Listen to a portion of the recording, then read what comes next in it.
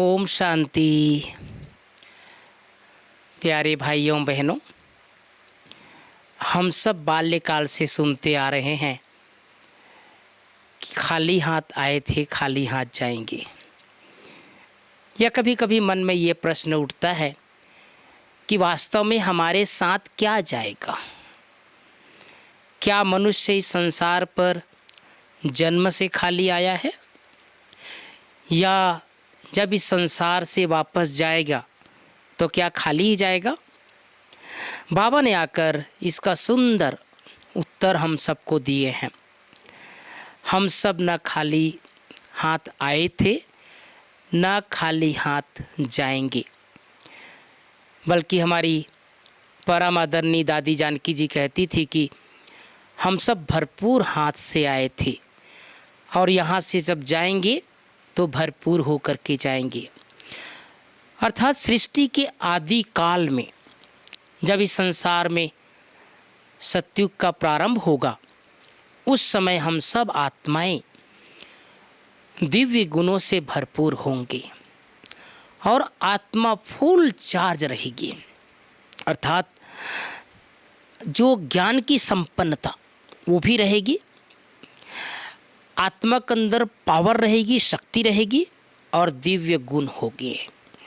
लेकिन कालांतर में जन्म मरण के चक्कर में आते आते कलयुग के अंत में हम शक्तिहीन हो जाते हैं। हमारी आत्मा की जो बैटरी है वो डिस्चार्ज हो जाती है। दिव्य गुणों से जो संपन्नता थी वो कम होने लग जाती है। फिर भी अंतिम जन्म में भी हम सब बाबा के बच्चे और सभी आत्माओं के अपेक्षा हमारे जो चरित्र है वो उज्जवल होते हैं।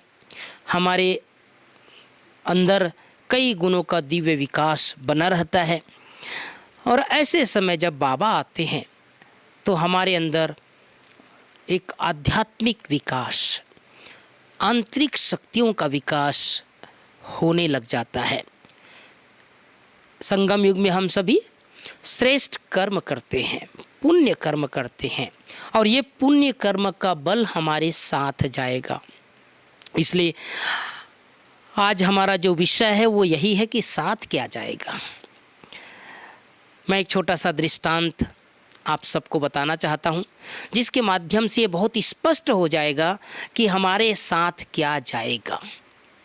एक बहुत बड़ा राजा था और राजा का कारोबार बहुत सुंदर तरीके से चलता था। धन धान्य से भरपूर था। अनेक प्रकार के उनके पास गहने, सोने, चांदी, हीरे, जवाहरात उनके खजाने में भरा रहता था।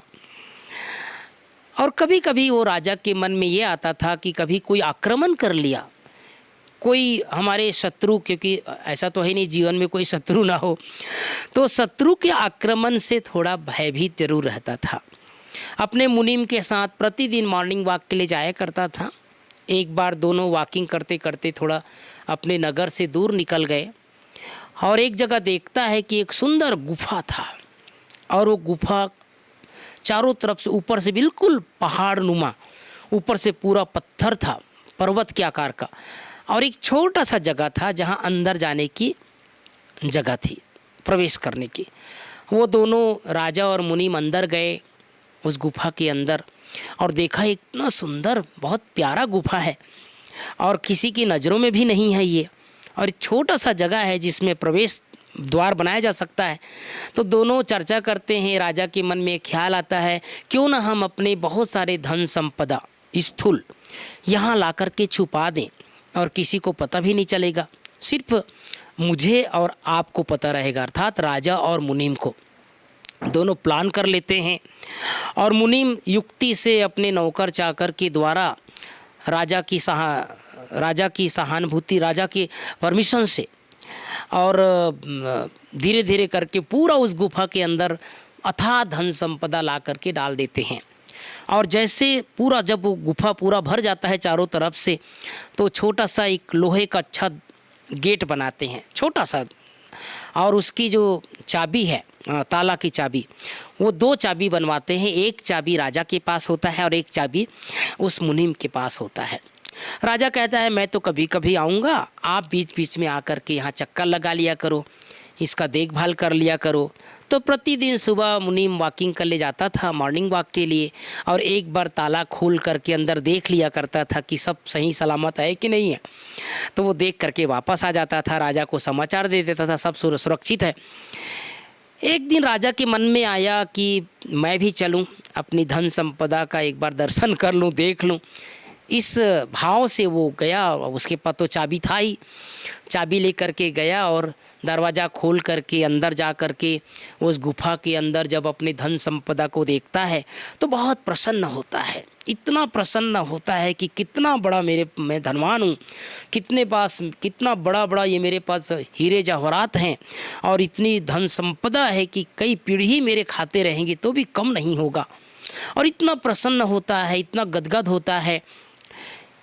भाई बहनों, इसी बीच में पीछे से मुनीम आता है और मुनीम को ये पता नहीं रहता कि राजा अंदर है, और वो सोचता है कि दरवाज़ा तो खुला है। उन्हें लगता है कि शायद हो सकता है कल मैं दरवाज़ा खुला भूल गया हूँ, और वो ताला लगा करके वापस आ जाता है। जब राजा बहुत देर तक अपने संपदा को निहारता है, देखता है, प्रसन्नता व्यक्त करता है, और जब वापस लौटने के लगता है तो देखता है दरवाज़ा तो बंद है बाहर से। उसके बाद तो वो कोई दरवाज़ा ही नहीं, निकलने का दरवाज़ा नहीं, अंदर का आवाज़ बाहर नहीं आ सकता, बाहर का आवाज़ अंदर नहीं जा सकता। और इतना दुखी हो जाता है, इतना दुखी हो जाता है, बहुत परेशान रहता है। अरे कोई तो दरवाज़ा खोलो, कोई तो मुझे बाहर निकालो, तड़पने लग जाता है। इधर पूरे नगर में हल्ला हो जाता है कि राजा कहीं गायब हो गए हैं, राजा नगर से कहीं कोई उठा के ले गया। तरह तरह की चर्चाएं, अफवाह शुरू हो जाता है कि राजा को कोई अपहरण कर लिया या कहीं संकट में फंस गया।